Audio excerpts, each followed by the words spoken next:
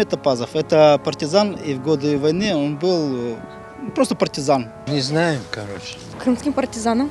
Нет. Чапчакчыда яшаем. Чапчакчы айтырым, а Пазай білмеймін.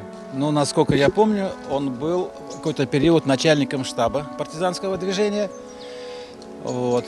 И определенно его заслуга в борьбе с немецко-фашистскими захватчиками.